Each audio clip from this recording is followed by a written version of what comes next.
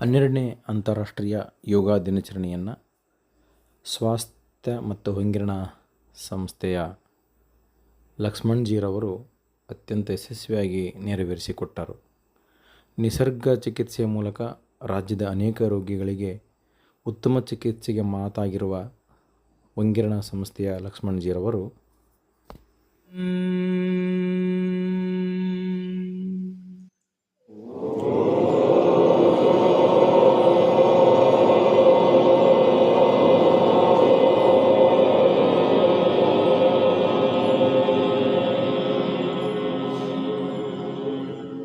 ಸಂಗಚದ್ವಂ ಸಂವತತ್ವಂ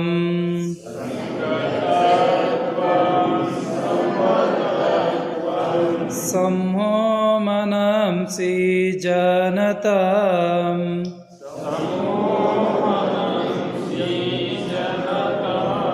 ದೇವಭಾಗಂ ಯಥಾ ಪೂರ್ವೇ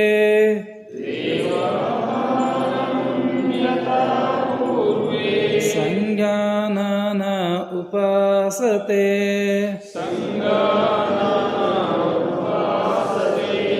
ಸಂಜ್ಞಾನನ ಉಪಾಸತೆ ಸಂಜ್ಞಾನನ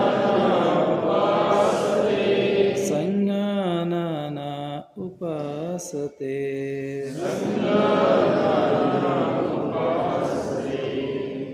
ಎರಡು ಕೈಗಳನ್ನು ಬಿಸಿಯಾಗುಜ್ಜಿ ಕಣ್ಣುಗಳಿಗೆ ಸ್ಪರ್ಶಿಸ್ತಾ ನಿಧಾನವಾಗಿ ಕಣ್ಣನ್ನು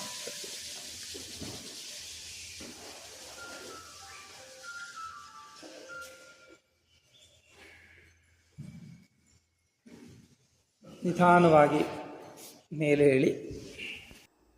ರಾಜ್ಯದ ವಿವಿಧ ತಾಲೂಕುಗಳಲ್ಲಿ ಉತ್ತಮ ರೀತಿಯಾದಂತಹ ಯೋಗ ತರಬೇತಿಗಳನ್ನು ಕೊಡುವುದರ ಮೂಲಕ ಅತಿ ಹೆಚ್ಚು ನಿಸರ್ಗ ಚಿಕಿತ್ಸೆಗೆ ಒತ್ತು ಕೊಡುವುದರ ಮೂಲಕವಾಗಿ ತಮ್ಮದೇ ಆದಂತಹ ಒಂದು ವಿಶಿಷ್ಟ ವ್ಯಕ್ತಿತ್ವವನ್ನು ಸಮಾಜದಲ್ಲಿ ಗುರುತಿಸಿಕೊಂಡವರು ಲಕ್ಷ್ಮಣ್ಜೀರವರು. ಅನೇಕ ಬಡ ರೋಗಿಗಳಿಗೂ ಕೂಡ ಉತ್ತಮ ರೀತಿಯಾದಂಥ ಚಿಕಿತ್ಸೆ ಕೊಟ್ಟು ಅವರನ್ನ ಗುಣಮುಖರನ್ನಾಗಿ ತಮ್ಮ ಒಂದು ಥೆರಪಿಯನ್ನು ಕೊಡುವುದರ ಮೂಲಕ ತಮ್ಮ ಹೊಂಗಿರಣ ಸಂಸ್ಥೆಯಲ್ಲಿ ಅವರನ್ನು ವಸತಿ ಸಹಿತ ಉಳಿಸಿಕೊಂಡು ನಿತ್ಯವೂ ಕೂಡ ಬೆಳಗ್ಗೆ ಯೋಗ, ಧ್ಯಾನ, ಪ್ರಾಣಾಯಾಮ ಮತ್ತು ಉಪವಾಸ ಚಿಕಿತ್ಸೆ, ಮಡ್ ಥೆರಪಿ, ವಾಟರ್ ಥೆರಪಿ, ಹೀಗೆ ಅನೇಕ ರೀತಿಯಾದಂತಹ ಥೆರಪಿಗಳ ಮೂಲಕ ಇವತ್ತು ರಾಜ್ಯದ ಅನೇಕ ರೋಗಿಗಳು 1 ವಾರಗಳ ಕಾಲ 15 ದಿನಗಳ ಕಾಲ ಅವರಲ್ಲಿ ತರಬೇತಿಯನ್ನು ಪಡೆದುಕೊಳ್ಳುವುದರ ಮೂಲಕ ಸಂಪೂರ್ಣ ಗುಣಮುಖರಾಗಿ ಅವರು ಮರಳುತ್ತಿದ್ದಾರೆ.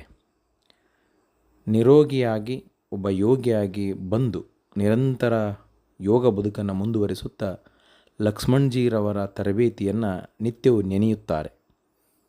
ಲಕ್ಷ್ಮಣ್ಜೀರವರು ನಿಸರ್ಗ ಚಿಕಿತ್ಸೆಗೆ ಹೆಚ್ಚು ಒತ್ತು ಕೊಟ್ಟು ಸ್ವಾಸ್ಥ್ಯ ಸಂಸ್ಥೆಯನ್ನು ಹುಟ್ಟುಹಾಕಿ ನಾಗಮಂಗಲದಲ್ಲಿರುವಂತಹ ತಮ್ಮ ನಿವಾಸದ ಬಳಿಯೇ ಉತ್ತಮ ರೀತಿಯಾದಂಥ ಚಿಕಿತ್ಸಾ ಒಂದು ತರಬೇತಿ ಸೆಂಟರನ್ನು ಹೊಂದಿದ್ದಾರೆ. ಹಾಗೆಯೇ ನಿಸರ್ಗಕ್ಕೆ ಸಂಬಂಧಪಟ್ಟಂಥ ಅನೇಕ ಚಿಕಿತ್ಸೆಗಳ ಮೂಲಕ ಔಷಧಿ ಉಪಚಾರಗಳನ್ನು ಕೂಡ ತಾವೇ ಸ್ವತಃ ತಯಾರಿಸಿ ಅತ್ಯಂತ ಕಡಿಮೆ ಬೆಲೆಗೆ ಬಡ ರೋಗಿಗಳಿಗೆ, ಬಡ ಯೋಗ ಬಂಧುಗಳಿಗೆ ಉತ್ತಮ ರೀತಿಯಾದಂತಹ ಕೊಡುಗೆಯನ್ನು ಕೊಡುವುದರ ಮೂಲಕ ಮನೆ ಮಾತಾಗಿರುವ ಲಕ್ಷ್ಮಣ್ಜಿ ಕೇವಲ ಹಣ ಗಳಿಸುವ ಉದ್ದೇಶದಿಂದ ಸ್ವಾಸ್ಥ್ಯ ಸಂಸ್ಥೆಯನ್ನು ಕಟ್ಟಲಿಲ್ಲ, ಆರೋಗ್ಯವಂತ ಸಮಾಜವನ್ನು ನಿರ್ಮಾಣ ಮಾಡಬೇಕು ಎಂಬ ಹೆಬ್ಬಯಕೆಯಿಂದ ಹೊಂಗಿರಣ ಸ್ವಾಸ್ಥ್ಯ ಸಂಸ್ಥೆಯನ್ನು ಕಟ್ಟಿ ಇವತ್ತು ಮಂಡ್ಯ ಜಿಲ್ಲೆಯ ಅನೇಕ ಒಂದು ತಾಲೂಕುಗಳಲ್ಲಿ, ರಾಜ್ಯದ ವಿವಿಧ ತಾಲೂಕು ಜಿಲ್ಲೆಗಳಲ್ಲಿ ಮನೆ ಮಾತಾಗಿರುವ ಲಕ್ಷ್ಮಣ್ಜೀರವರು 12ನೇ ಅಂತಾರಾಷ್ಟ್ರೀಯ ಯೋಗ ದಿನಾಚರಣೆಯ ದಿನ ಅತ್ಯಂತ ಯಶಸ್ವಿಯಾಗಿರುವಂತಹ ಒಂದು ಯೋಗ ತರಬೇತಿಯನ್ನು ನಡೆಸಿಕೊಟ್ಟು ಎಲ್ಲ ಯೋಗ ಬಂಧುಗಳ ಮನಸ್ಸಿನಲ್ಲಿ ಶಾಶ್ವತವಾಗಿ ಉಳಿದುಕೊಳ್ತಾರೆ. ಅವರು ಅನೇಕ ರೀತಿಯಾದಂತಹ ಚಿಕಿತ್ಸೆಗಳನ್ನು ಕೊಡಲಿಕ್ಕೆ ಶಿಬಿರಗಳನ್ನು ಆಯೋಜನೆ ಮಾಡಿದಾಗ ಆ ಒಂದು ಶಿಬಿರಗಳಲ್ಲಿ ವಸತಿ ಸಹಿತವಾಗಿ ತರಬೇತಿಯನ್ನು ಆಯೋಜನೆ ಮಾಡಿ ಅನೇಕ ಜನರ ಒಂದು ತೂಕವನ್ನು ಮತ್ತು ನಮ್ಮ ದೇಹದ ಸ್ನಾಯುಗಳಿಗೆ, ಸಂದುಗಳಿಗೆ ಉತ್ತಮ ಒಂದು ಚಿಕಿತ್ಸೆಯನ್ನು ಕೊಡೋದ್ರ ಮೂಲಕ ರಕ್ತದ ಒತ್ತಡ ಆಗ್ಬೋದು, ಮಧುಮೇಹ ಆಗ್ಬೋದು, ಎಲ್ಲ ರೋಗಗಳಿಗೆ ಉತ್ತಮ ರೀತಿಯಾದಂಥ ಚಿಕಿತ್ಸೆಯನ್ನು ಕೊಡುವಂತಹ, ಅದು ಯಾವುದೇ ರೀತಿಯಾದಂಥ ಔಷಧಿಗಳನ್ನು ಬಳಸದೆ ನಿಸರ್ಗ ಸಂಪತ್ತಿನ ಗಿಡಮೂಲಿಕೆಗಳ ಮೂಲಕ, ಉಪವಾಸದ ಮೂಲಕ, ಥೆರಪಿಗಳ ಮೂಲಕ, ಅನೇಕ ಒಂದು ಯೋಗದ ಪದ್ಧತಿಗಳ ಮೂಲಕ ಅವರು ನೈಸರ್ಗಿಕವಾಗಿ ಆ ರೋಗಗಳನ್ನು ನಿವಾರಣೆ ಮಾಡುವಂತಹ ಉತ್ತಮ ಕಲೆಯನ್ನು ಹೊಂದಿದಂತಹ ಉತ್ತಮ ಯೋಗ ಸಾಧಕರು.